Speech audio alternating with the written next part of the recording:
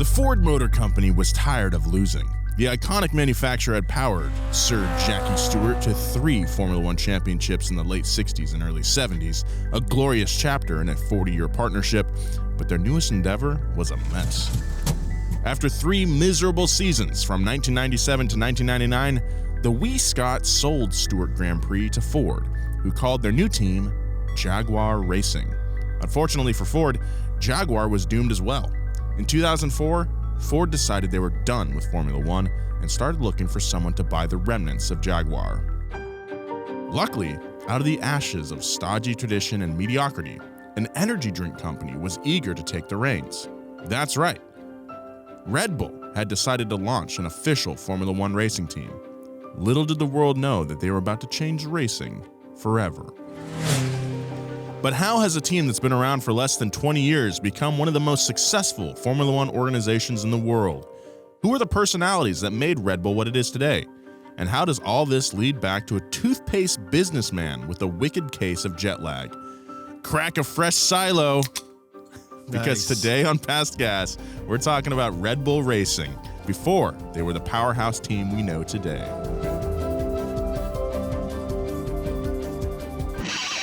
Past Gas Podcast. It's about cars, it's not about Fords.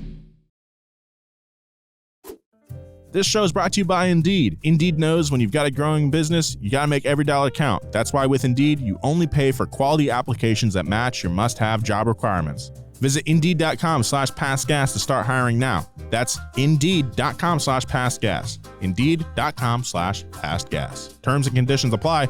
Cost per application pricing not available for everyone. Need to hire? You need Indeed. Big thanks to ShipStation for sponsoring this episode of Past Gas. Keep growing your business all year long with ShipStation.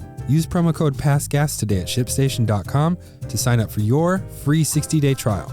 That's ShipStation.com, promo code PASTGAS. Big thanks to DraftKings Sportsbook for sponsoring this episode of Past Gas. Download the DraftKings Sportsbook app and use code GAS. New customers can bet just $5 and get $200 in bonus bets instantly. Only at DraftKings Sportsbook with code GAS. Minimum age and eligibility restrictions apply. Void in Ohio. See show notes for details.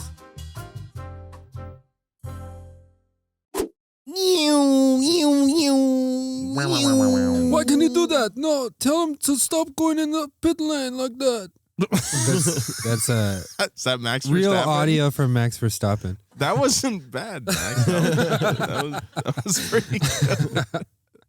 That was funny. All right. You can do all the Max quotes if there's any in this episode. You're cast, buddy. Ah, yes, my first role. Max Verstappen. Hello, everybody. Hello, YouTube, and wherever you're listening to this on. This is Past Gas. Yeah, wherever you're listening to this on. Yeah, that made sense in my brain. My name is Nolan Sykes. I'm joined, as always, by my 2 co-hosts. Across from me is Joe Weber. What's up, Wink Wink Nation? I'm here for you. And James Pumphrey. You get down off of there. That's my new. Cool. Awesome. I love it. New. Look for it on our shirt.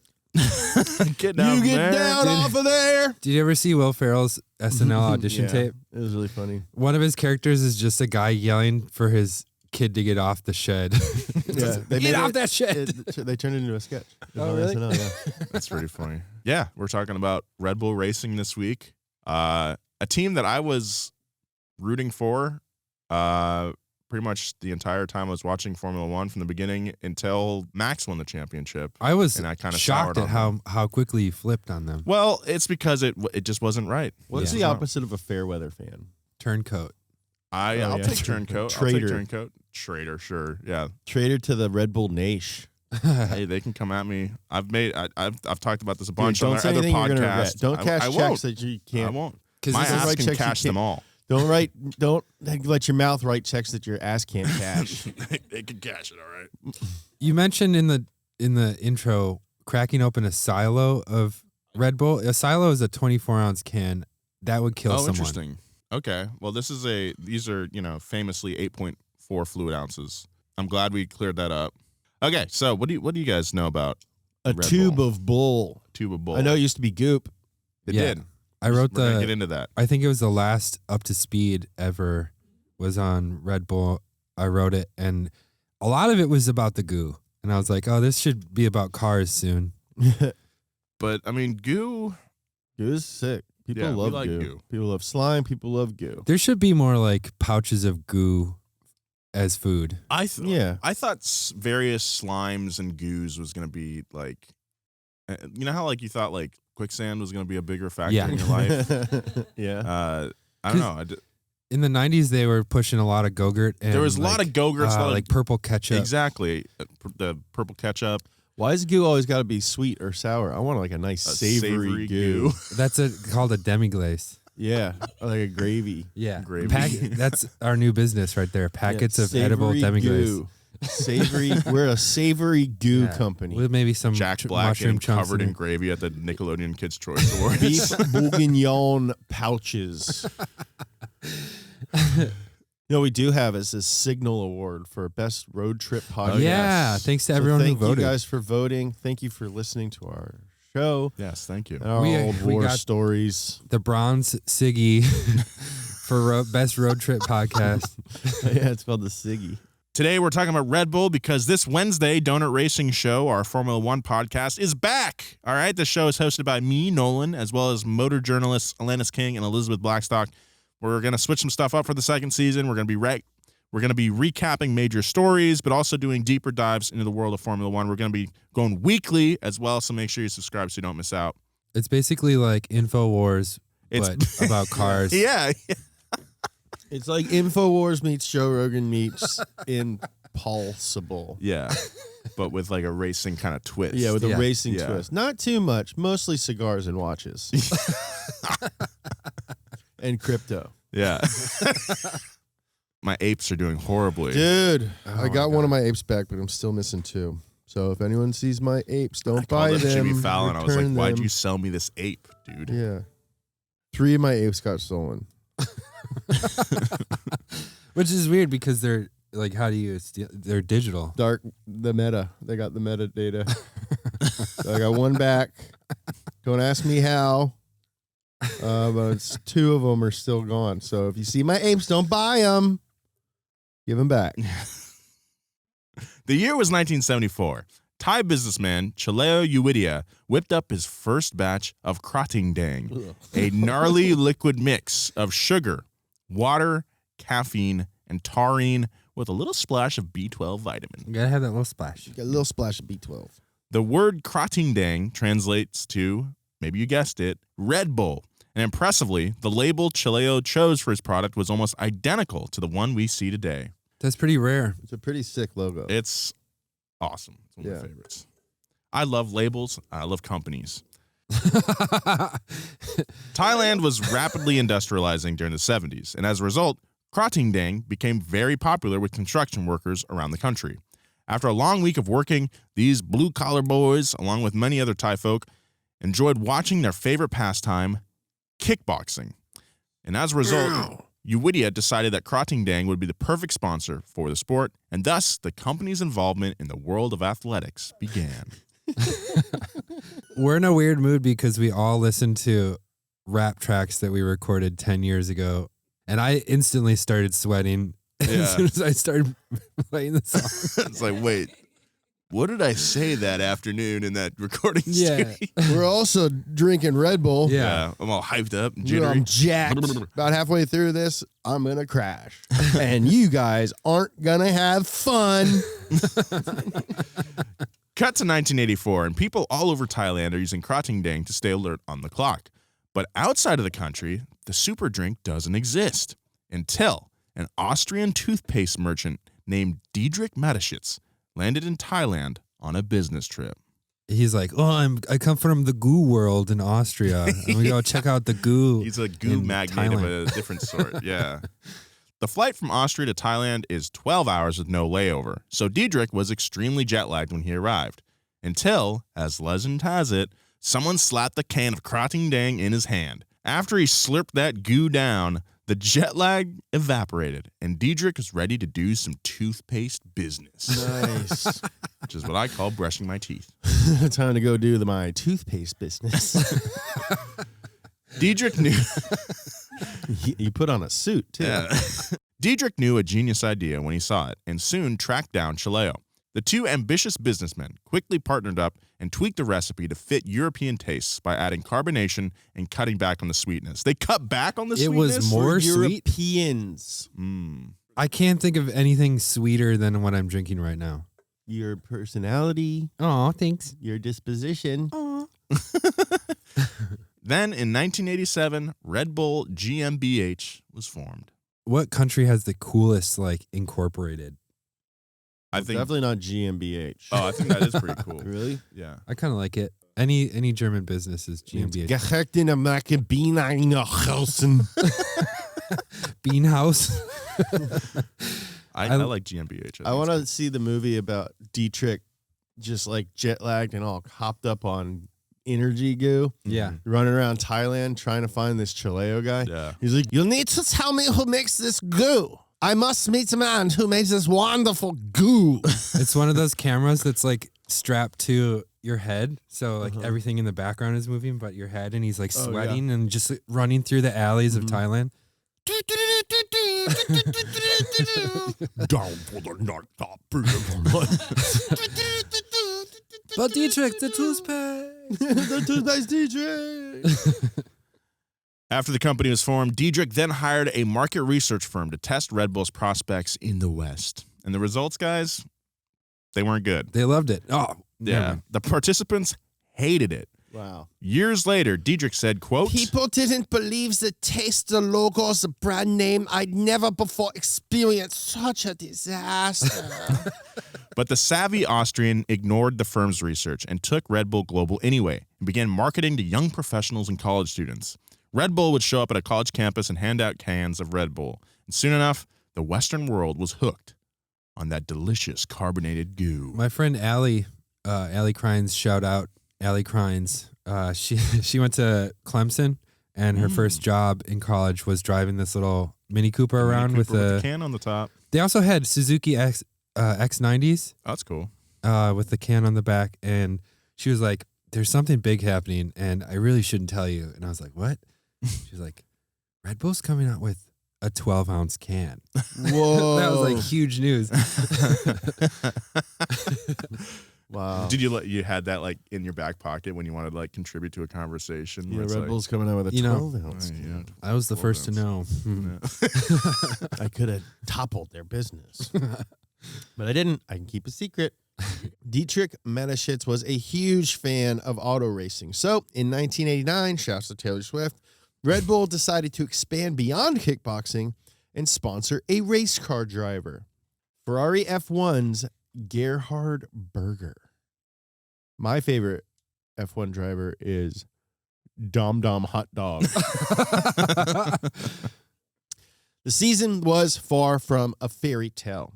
Gerhard didn't finish 11 races that season, but in the races that he did finish, he claimed second twice and won once. Whoa. Obviously, the season could have gone better, but Berger's glimmers of hope were enough to keep the company optimistic about their sporting future. As the company entered the 1990s, they expanded their sponsorship net. They focused on extreme sports like skiing, BMX, cliff diving, and skateboarding, all of which fit their extreme brand identity. And street luge. Street luge. God, what a sick sport. I loved watching Gravity Games and watching the street luge. It was all white guys with dreadlocks. I can't imagine a worse way to die than being on like a rail with 8 wheels. Yeah, and sliding under a car and suddenly your nose is in your brain. Yeah. What about getting eaten by dogs? That sounds fun, honestly. Compared to street luge death. I would hate to be eaten by dogs. Or ants. Ooh, Oh, ants eaten would be by horrible. ants. Like because that you know they're gonna Indiana get in your Jones. nose and all your 9 holes. In your throat. Yeah, and just eat you from the inside out. In your butt. In your butt. Your butt. Honestly, it'd be quite exfoliating though, so you might feel pretty good for a second. For a second. Yeah. You and back would to feel horrible like a agony. new babe, but then they'd get to your organs.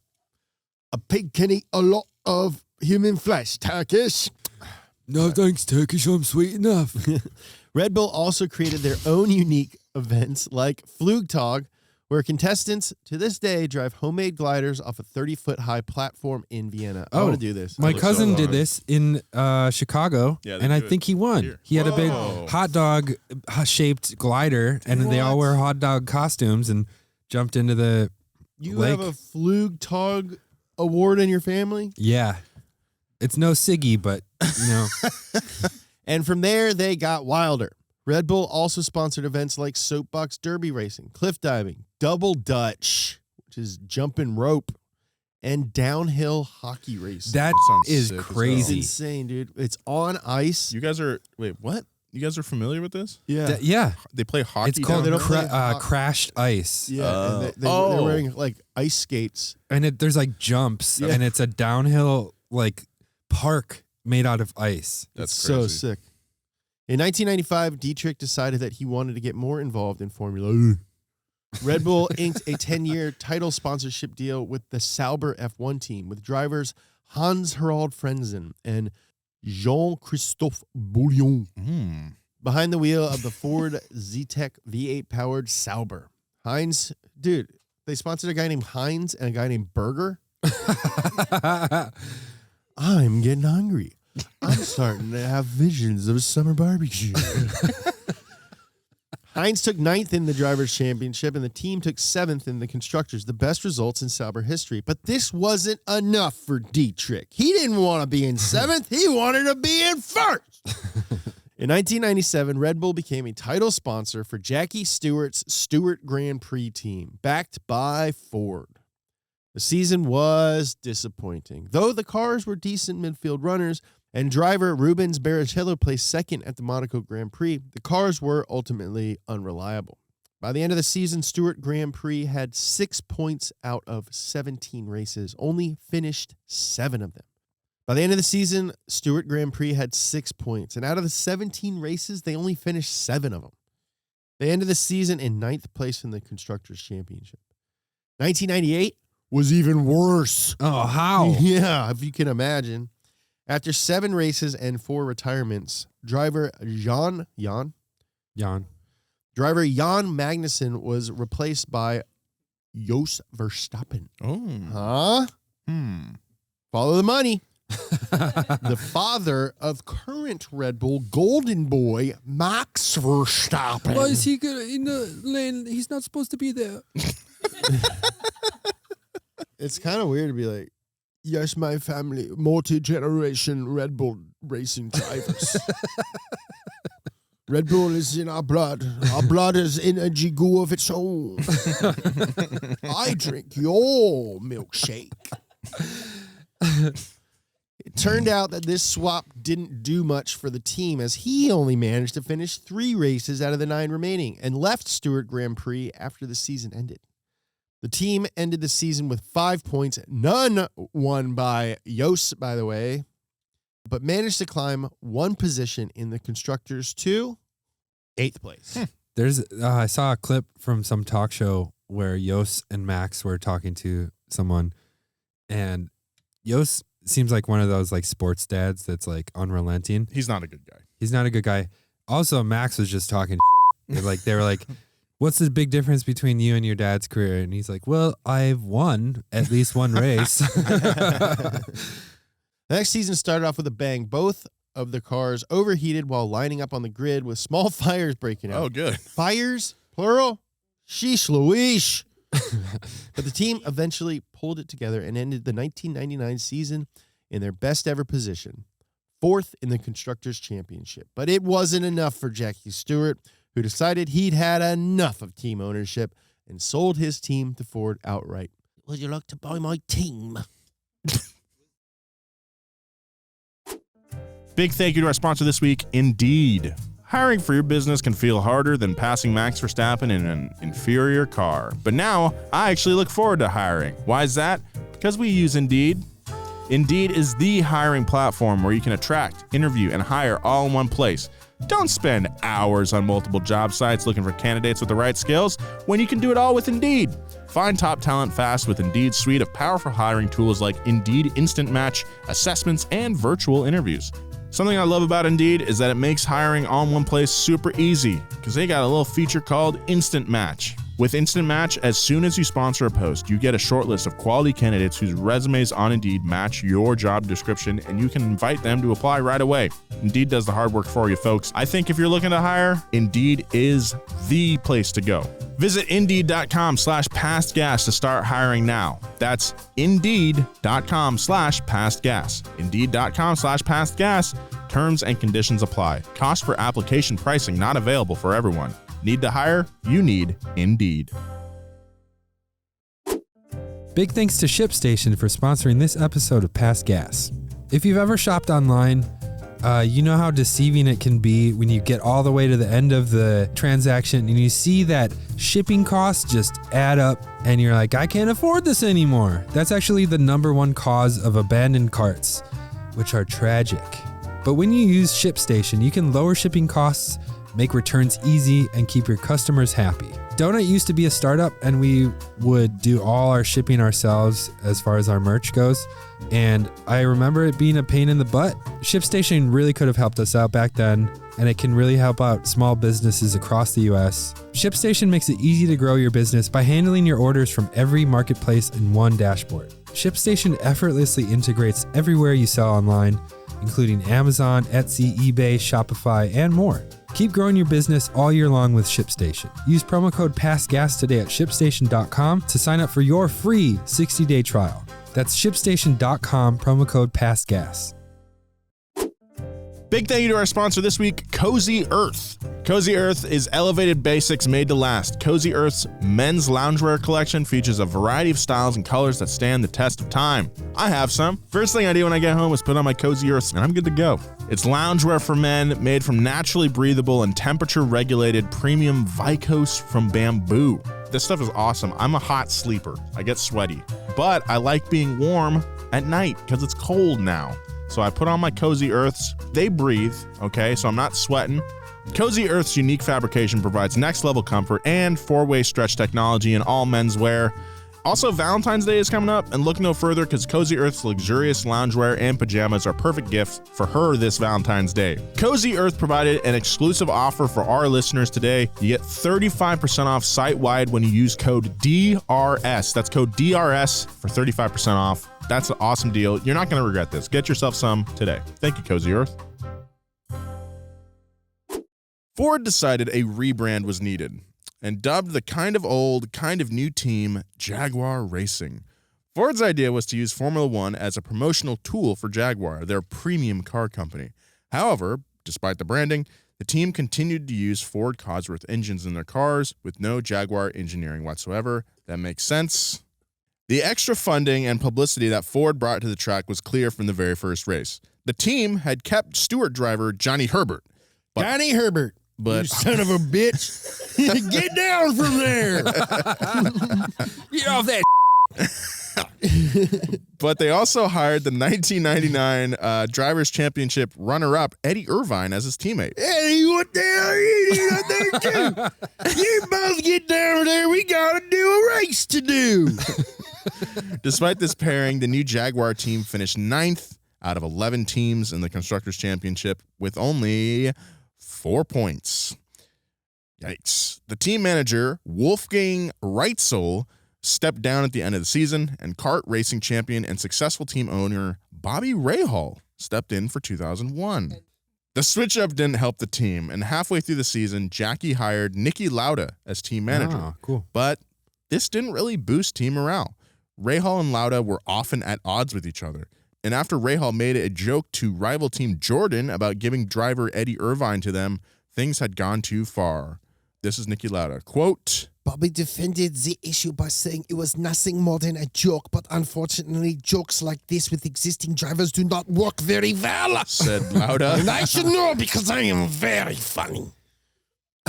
I stepped in and ended whatever discussion was taking place at the time. Eddie Irvine will line up for Jaguar next season and nothing will change. As a result, Rahal was fired due to, quote, operational differences. Despite all the craziness in the paddock, driver Eddie Irvine scored the team's first podium in Monaco, of all places, in 3rd place. And as a result, Jaguar finished 8th out of 11 teams in the Constructors' Championship. Kind of a far cry from 4th. 2002 was another rough one for the team. Niki Lauda had to effectively perform his and Rahal's jobs, and even though Jaguar finished 7th this year in the Constructors' Championship, Ford was beginning to get antsy about their investment in a team that couldn't seem to improve. They improve 1 spot per year. Yeah, that's not bad. Yeah. Well, I mean, it is, but it's not great.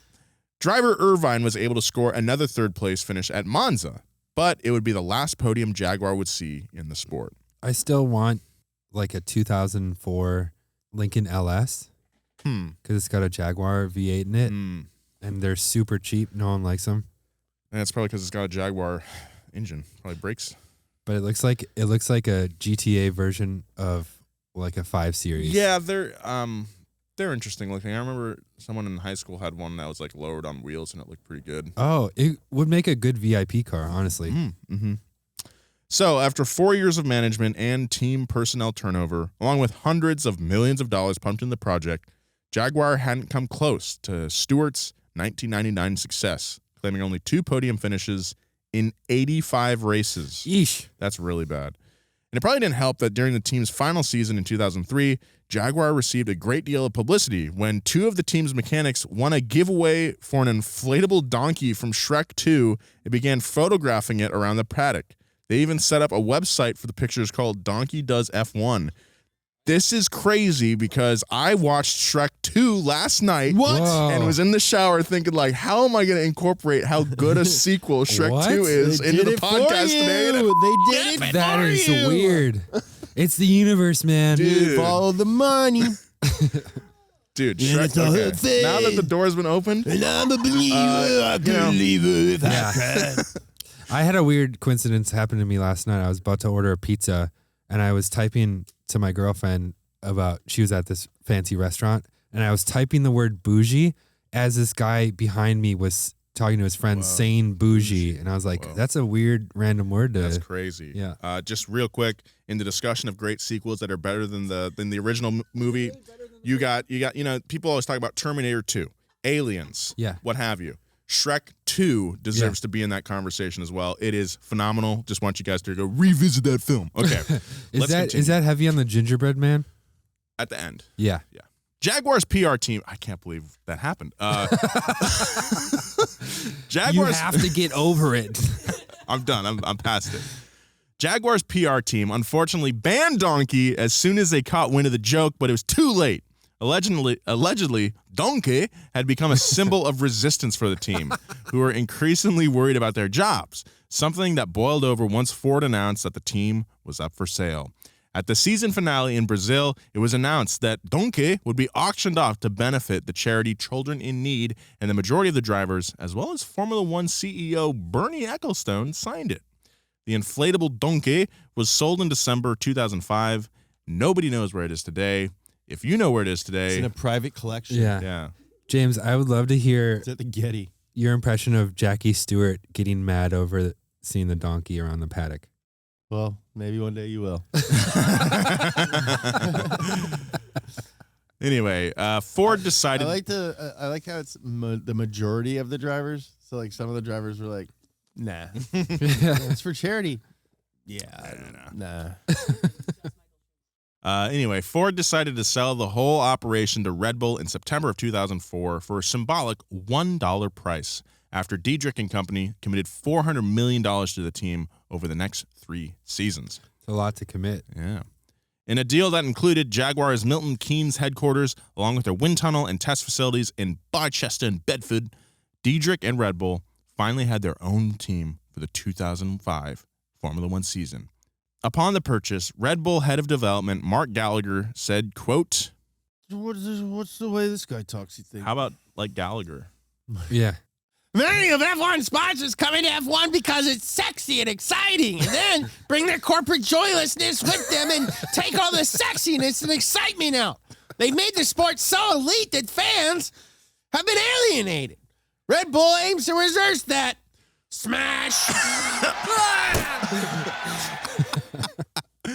I'm going to crack another Red Bull.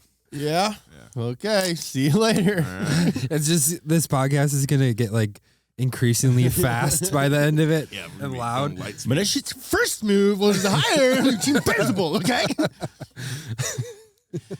Manishit's first move was to hire a new team principal. He first asked Gerhard Berger, their old driver, but when he declined, Dietrich went to his second choice, a former Formula 3000 driver named Christian Horner. I don't know.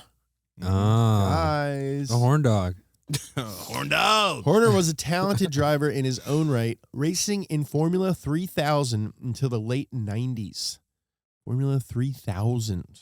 The then 25-year-old convinced a few investors, including his father. Christian then persuaded P1 Motorsport founder Rolly Vincini to take on the role of his race engineer, bought a second-hand trailer from Helmut Marko, and was eventually joined at Arden by driver Kurt Mullikins. However, it was during a preseason test that Christian followed driver Juan Pablo Montoya during a high-speed corner when he realized he was not capable of replicating that level of commitment that his competitor had. As a result, he decided to hang up those racing coveralls once and for all and focus on management. There is something kind of admirable about being like, nah, you know what? This guy's clearly better than me. I don't have, or just like, I'm not really willing to do that. Yeah. But yeah, that is pretty mature for a 25-year-old. Arden won 3 straight Formula 3000 team and drivers titles from 2002 to 2004. It was around this time that Christian started looking for an opportunity to move into Formula 1. Fortunately for him, this was also when Dietrich Mateschitz was ready to hire a new team principal. In January 2005, Christian was hired to head the Red Bull team, which made him the youngest team principal in F1 history at only 32 years old. Horner's effects were immediately felt in Red Bull's first official season of 2005. He oversaw construction of their new car, which used a Cosworth engine and chassis from the old Jaguar, something that significantly eased the financial load. Horner was also bullish on signing David Coulthard and Christian Kine as their drivers. Red Bull claimed more points in their first 2 races than Jaguar had the entire previous season and finished in a respectable 7th place in the 2005 Constructors' Championship. Not bad for a new team, especially considering Horner only had 8 weeks of lead time before the first race of the season. Wow. That is pretty crazy. It takes us longer to shoot videos sometimes. Yeah. To top off their successful year, Christian Horner signed revolutionary designer Adrian Newey as chief technical officer in the offseason. So things at Red Bull Racing were about to get a whole lot Red Bullier. You can learn more about Adrian Newey in our episode about his life from back in March of last year. That is episode 129. By joining Red Bull, Adrian Newey was taking on a significant challenge. The 6-time Constructors title holder was a savant with aerodynamics and engineering. However, his previous teams, Williams and McLaren, had decades of championship pedigree. Red Bull Racing had nothing. In an interview this past December, Newey recalled, quote, Red Bull Racing was always that.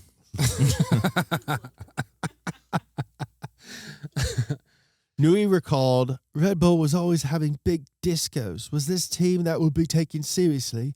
But if you went beneath that veneer, then to me it looked like, yes, it had all the building blocks. Just trying to win races with a new team was something that really intrigued me. I'm so intrigued. Really got me going. Keep talking really got my about blood building pumping, blocks. And I love Red Bull. The drink, I put it in my teacup so I feel fancy when I'm drinking it. Newey joined Red Bull midway through 2006, so he didn't have a huge influence on the car's design that season. Red Bull switched from Cosworth power units to Ferrari, but the results weren't as spectacular as anticipated.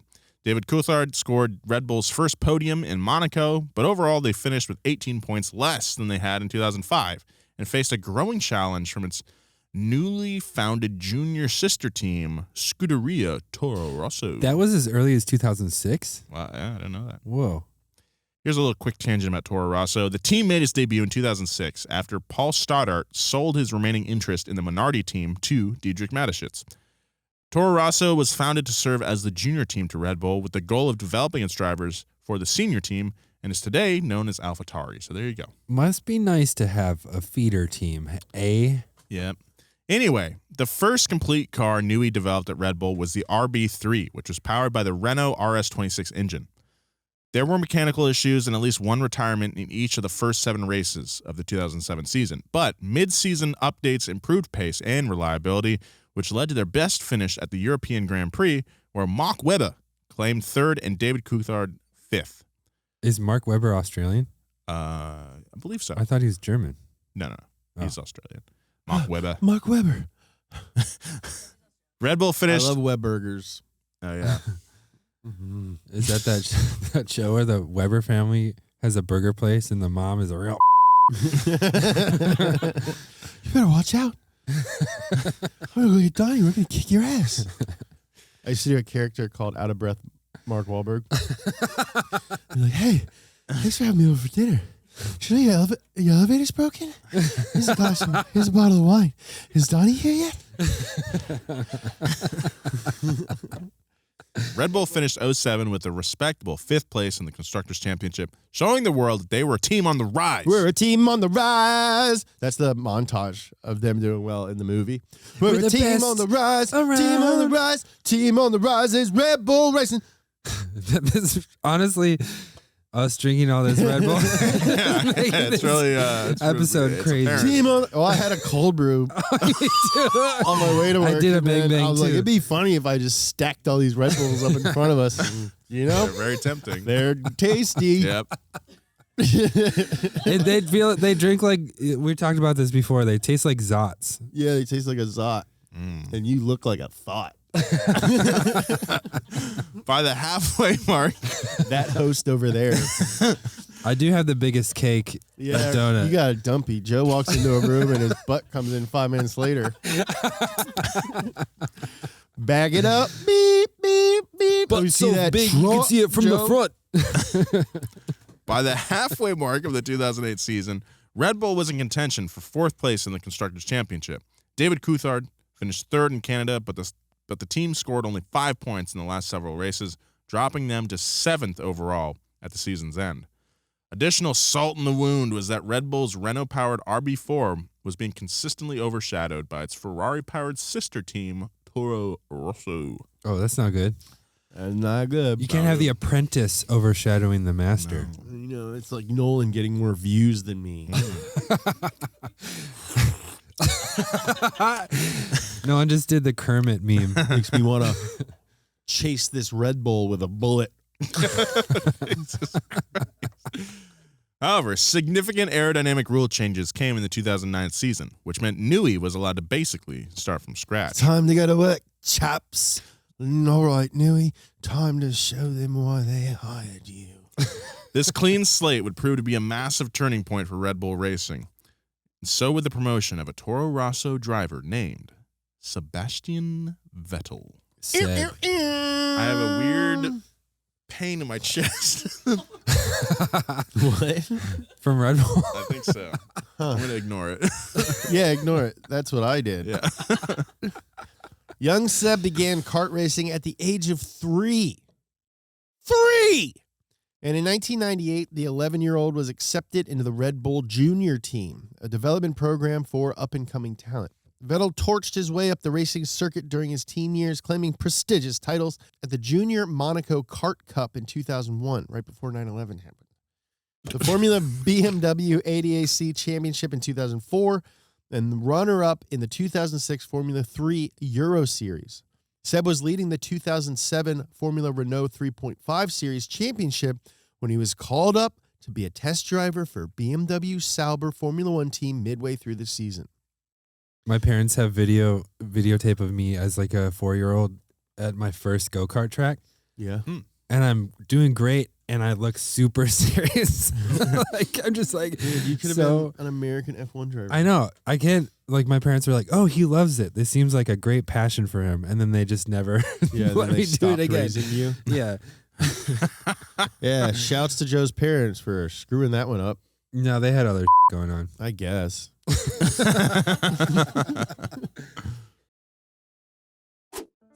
Big thank you to our sponsor this week, BetterHelp. This show is sponsored by BetterHelp. When you're at your best, you can do great things, but sometimes life gets you bogged down and you may feel overwhelmed or like you're not showing up in the way that you want to. Man, is that relatable. Working with a therapist can help you get closer to the best version of you. Therapy is super helpful for learning positive coping skills and how to set boundaries and empowers you to be the best version of yourself. It isn't just for those who experienced major trauma. I think therapy is a wonderful tool for those who want to better their lives. If you're looking to get into therapy, I think you should check out BetterHelp. It's convenient, flexible, and affordable, and entirely online. All you got to do is fill out a brief questionnaire to get matched with a licensed therapist and switch therapists at any time for no additional charge. If you want to live a more empowered life, therapy can get you there. Visit betterhelp.com/pastgas today to get 10% off your first month. That's BetterHelp, HELP.com/pastgas. Thank you, BetterHelp. Big thanks to DraftKings for sponsoring this episode of Past Gas. Are you ready for the biggest Sunday in sports? DraftKings Sportsbook, an official sports betting partner of Super Bowl LVII, has all the Super Bowl action you need. New customers can bet just $5 and get $200 in free bets instantly. Plus, all customers can get in on the Super Bowl LVII excitement with DraftKings Happy Hour Super Boosts. Check the DraftKings Sportsbook app every day between 9 p.m. and midnight Pacific time to see what prop bet will be boosted. One thing about me, I like betting. And sports is pretty fun to bet on. DraftKings makes it super easy.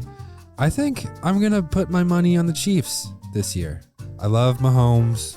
You know, he's my Mahomie.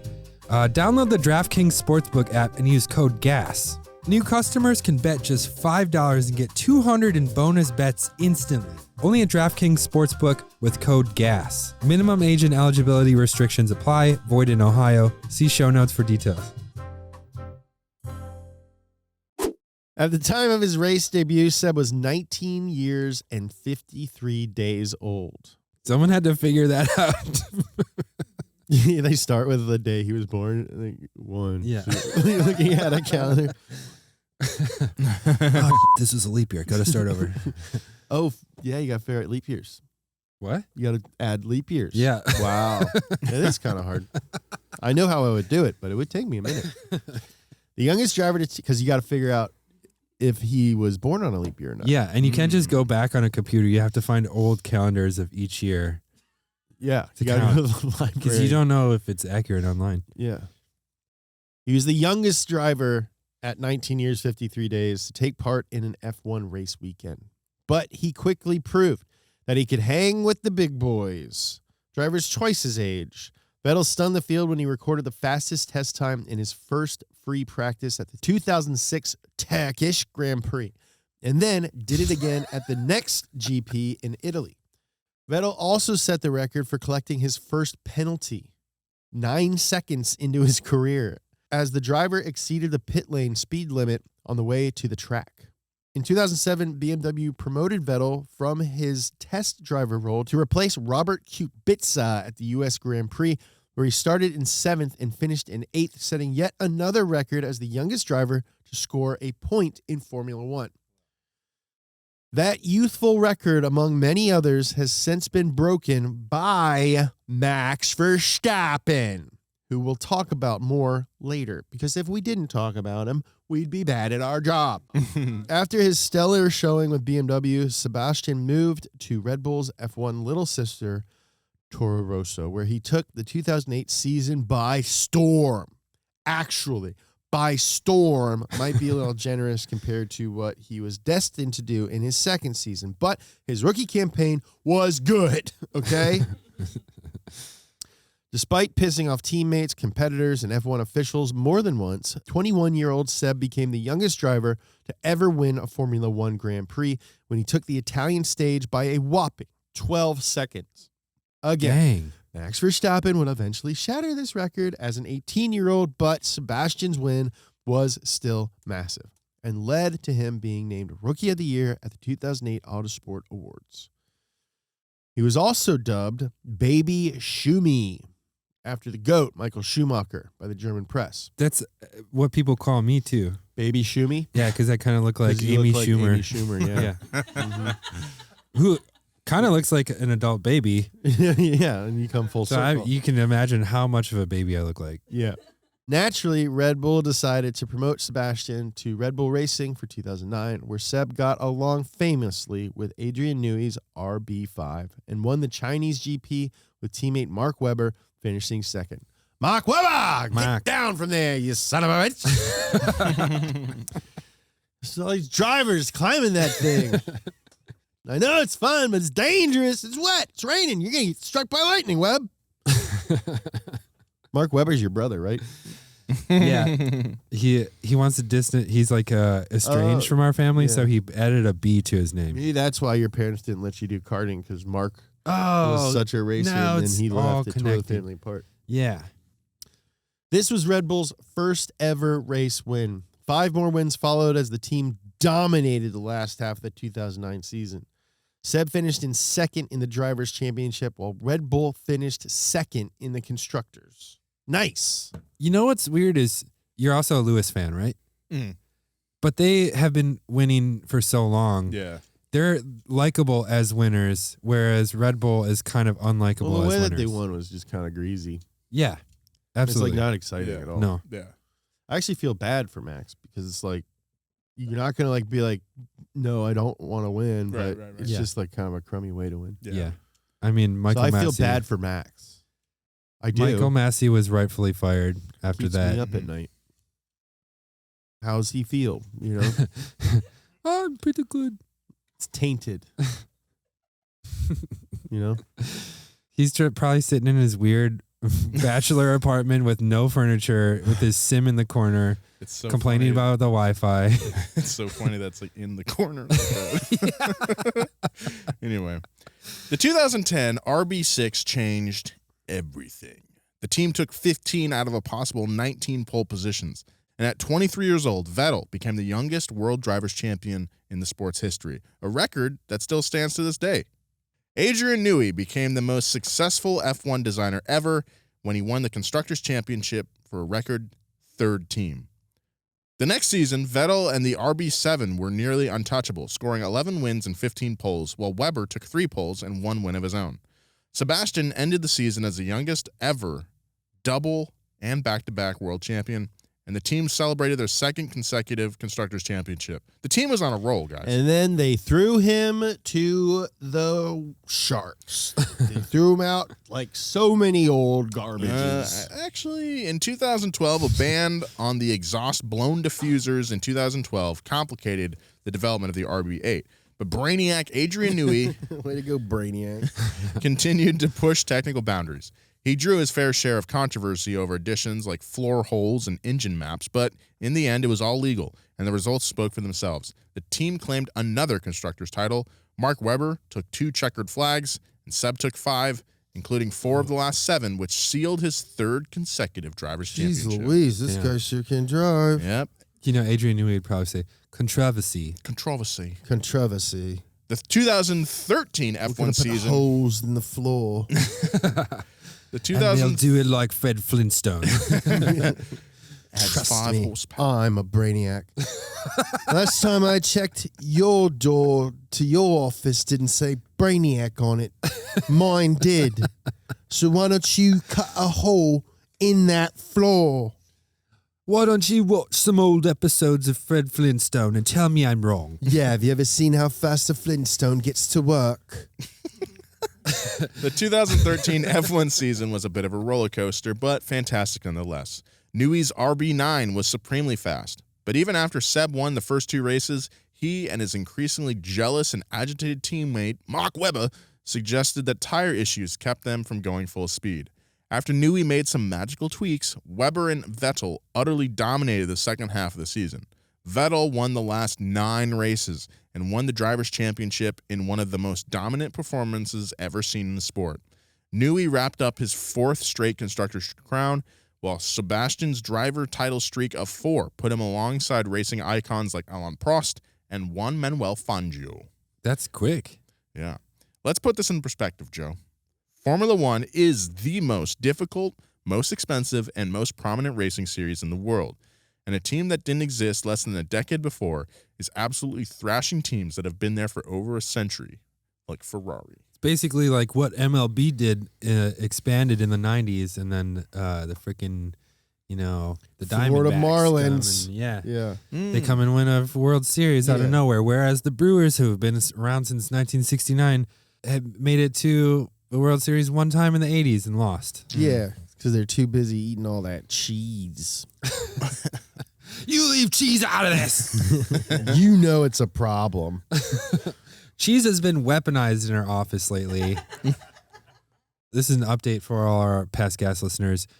Michigan has declared war against Wink Wink Nation and the state of Wisconsin. Porter declared war. He's from Michigan. And our production manager is from Detroit, and he threatened to take away all the cheese from the office. So that's what's going on right now. On the heels of Red Bull's stunning championship run, Adrian Newey was approached by Ferrari in 2014. Newey was basically offered the world. Ferrari wanted to put Newey in charge of both road and race cars and pay him double what he was making with Red Bull. Newey said, "It was a difficult decision. It cost me a lot of sleepless nights deciding what to do and who to go for. In the end, it would have felt wrong to walk out on Red Bull." What Whoa. an idiot. Yeah, that's How would- money. Money, Adrian. You ever heard of it? It's called, you use it to buy crap that you want. It's pretty much the best thing on the planet. Yeah. I am not loyal. Good to know. You're loyal to money. Yeah, the only thing I'm loyal to is money. The only people James is loyal to, Benjamin Franklin. Benjamin Franklin, George Washington, Two guys Ike named Eisenhower. Benjamin and Ike- Franklin. the Benjamin Franklin, Thomas Jefferson, and Abraham Lincoln. Abraham Lincoln. And Sacagawea. And Sacagawea. And all of the states. Quarters. So actually a lot more than you thought. And not Roosevelt, because he's not on anything. With Newey safely in the paddock, Red Bull's 2014 season began with a wonky Renault power unit, but they bounced back to finish second to Mercedes in the Constructors' Championship. Daniel Ricciardo, who signed Nolan's mini fridge. He did. So a little piece of donut lore for you guys. It's a Red Bull mini fridge. It's a Red Bull mini fridge. It is signed by Daniel Ricciardo himself. I have one of his hats. It's very small. Did you take the mini fridge to a race? No, to our office. It was in the trunk of my car, and then Daniel Ricciardo was in town. Some higher ups at Donut were having lunch with him. So Phil and I went over to where they're having lunch, and I got his You autograph. carried in your mini fridge. It was in the trunk still. But you, okay. Yeah, he came out to my car. Yeah. Oh, cool. Signed it. Oh, yeah, I'll sign that. Oh, you gasser. Yeah, mate. No, he called me worse names than that. He is quite a vulgar guy. I don't think a lot of. But he's always smiling, so you he's can never he's take a nice offense. guy. I'm just Yeah. saying, like I think a lot of the like newer like Drive to Survive quote fans do not realize that he is a vulgar man. He's so funny. Yeah. Though. I just noticed you're drinking. You have two open cans. One is a sugar-free, and one is a regular Red Bull. Yeah, you got to hit that right mix. Got to get that. You got to get that octane level right. Just right. I don't like 87 or 89. I like an 86. Daniel Ricciardo replaced Mark Webber and immediately made his presence felt when he took 3 victories. Meanwhile, Sebastian Vettel won another record. He became the first champion since 1998 to fail to win a single race the year after a title. Whoa, that's a bummer. Yeah. As a reaction to his startling drop in the standings, Seb took his talents to Ferrari at the end of the year. I like Seb. Me too. Mhm. Everybody That's a good does. In the 2015 season, Red Bull was low on speed and suffered from reliability issues. Daniel Ricciardo and Sebastian Vettel's replacement, Daniel Kvyat, only got onto the podium 3 times, and RBR finished 4th in the constructors' standings, their worst result in 7 years. Luckily for Red Bull, however, a baby-faced renegade that went by the name of Max Verstappen was about to make history in the coming A year. little Dutch boy with chocolate around his mouth. Enter Max Verstappen. He pulled his finger out of the dam, got into a race car. Put on his tulip-covered helmet. Covered helmet and his wooden freaking shoes. Oh, the cars do Clip clop, all the the way pedals down are too pit small for my lane. clogs. Went freaking Wooden shoes. covered himself in flowers. Did a midsummer thing. I think that was more like Norway or Sweden. Yeah. Well, he's eating chocolate regardless. Probably some pickled shark. I do want to try that. What's that called again? Pickled shark? Yeah. Starpen. Starpen or something? Definitely that. Big old Farm from jar of Starpen? Starpen. Oh, it's called Far From Starvin'. Because when you're eating it, you are. Far from stopping on the far from stopping. Stoppin's Far From Stoppin'. Red Bull discovered a prodigy with Sebastian Vettel, and in 2016, they introduced the world to another. Max Verstappen was born to race. His father, Jos, also competed in Formula One, as we mentioned. But didn't win a lick. Yep, and his mom, Sophie Kumpen, drove in several kart formulas. Oh, cool. What? Needless to say, Max followed in his parents' footsteps, showing his genius through the kart and Formula 3000 circuits before getting called up to Toro Rosso in 2014 at 17 years old. Holy crud. Yeah. When I was 17, I didn't even race in any professional series. When I was 17, I moved into my first house outside of my parents, and I didn't know that you had to tip the window AC unit like to face outside. And so it just dripped into my room and like soaked the carpet. And it was like months before someone was like, you should tip it so it drips outside. Let's jump forward to 2016. Before the Russian Grand Prix, Red Bull announced that 18-year-old Max would replace Daniel Kvyat to join Daniel Ricciardo and drive for the big boys. However, despite Red Bull's new partnership with Honda and a much more reliable Renault power unit, the team was always a step behind Lewis Hamilton's Mercedes. Then Max shocked the world by winning the Spanish Grand Prix and displaced Vettel as the youngest driver to do so. Max is 18 years and 228 days old.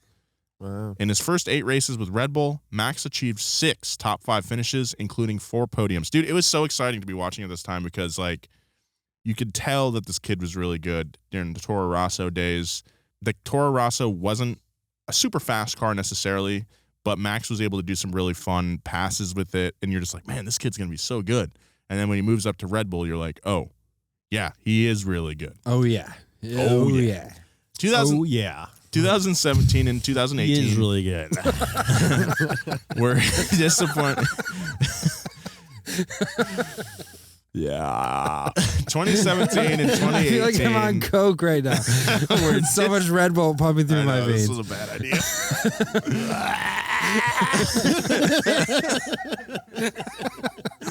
2017 and 2018 were disappointing years for Red Bull, thanks to issues with the Renault power unit. Let me just get a little. Yeah, man. Are you doing a gummy with your Red Bull?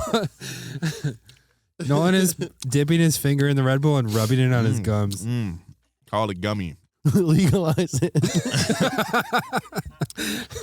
Both years, the team placed third in the constructors behind Mercedes and Ferrari, but there was hope in 2019 when Red Bull switched from Renault to Honda. Woo! The 2019 transition from Renault to Honda was impressively smooth. Max won 4 Grand Prix and more or less carried the team. Daniel had left the team in 2018 for Renault, and both drivers that Horner pulled up, Pierre Gasly and Alex Albon, didn't make the impact the team was hoping for. I remember this part in Drive to Survive because it was very dramatic. And it was like, I don't know what to do. It's like, I think I'm going to leave. And then just jumps in the ocean with his shoes on from like this 30-foot cliff. By 2020, after Albon only achieved 2 podium finishes all season, he was replaced by Sergio Perez for the 2021 season. 2021 was a wild season, as many of our listeners know. With the help of Perez, Max won 11 of 22 races and brought Red Bull to their first drivers' championship since 2013. We've talked a lot about that season a lot because it was super controversial. Not going to dig into it too much. This is when I stopped kind of like rooting for Max and Red Bull because he treated his teammate like absolute trash. Well, that was last season. In 2021, the relationship was a lot better. Yes.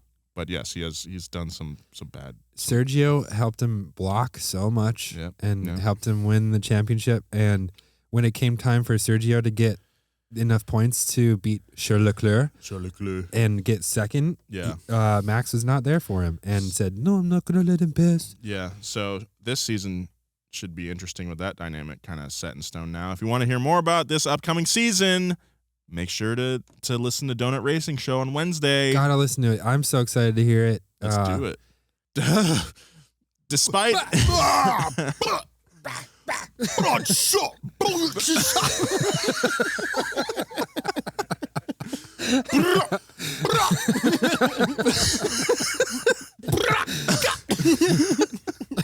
Like designer.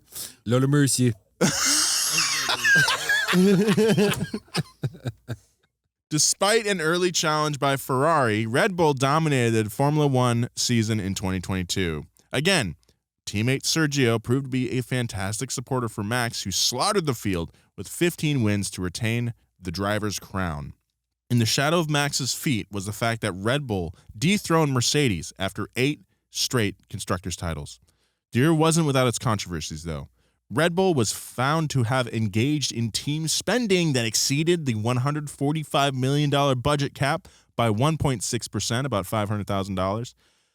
And though they're facing some penalties this year, it left a bad taste in the mouth of many fans. They tried to say that it was all like catering costs. Yeah, I'm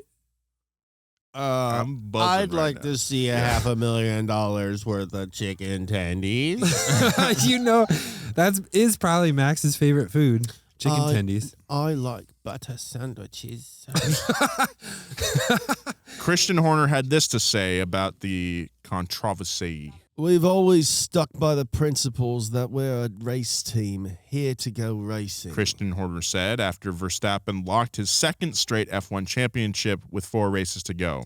We're not afraid to take difficult and bold decisions. We're not a corporately driven organization. We've always been independent and a little maverick, which is kind of redundant because have you ever seen Tom Cruise? He is a little maverick. Christian Horner said Verstappen's second title was a beautiful tribute to Red Bull co-founder and owner Dietrich Mateschitz, who passed away on October 22nd, 2022. A misty-eyed Horner said of his boss and close friend, quote, He had a dream, which was to have a Formula One team.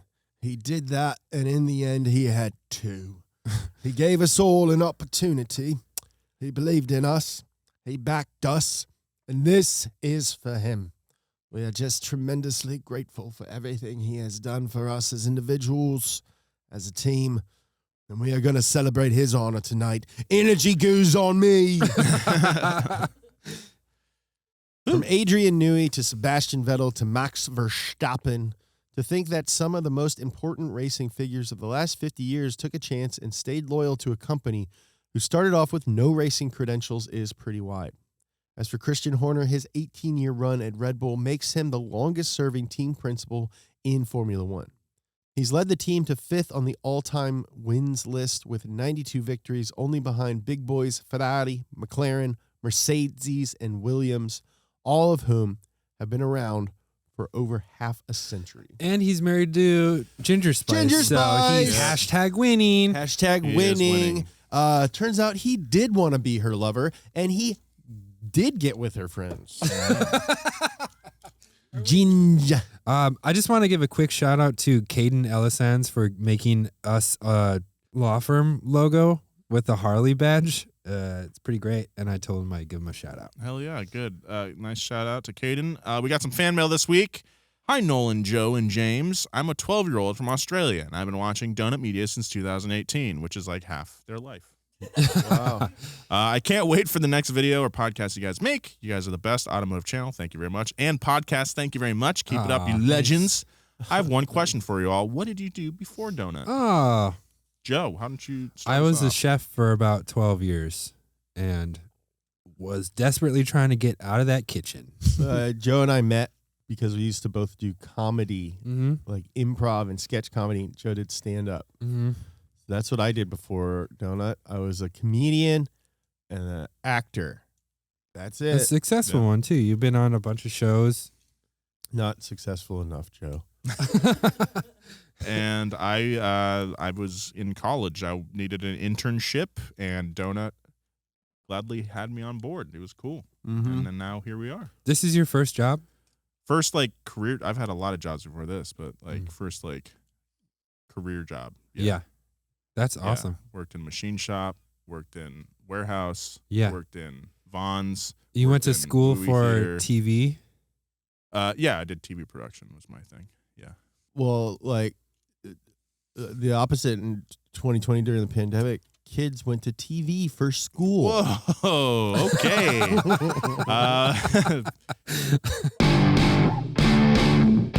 And that letter was from Morris from Australia. Big thanks to Morris.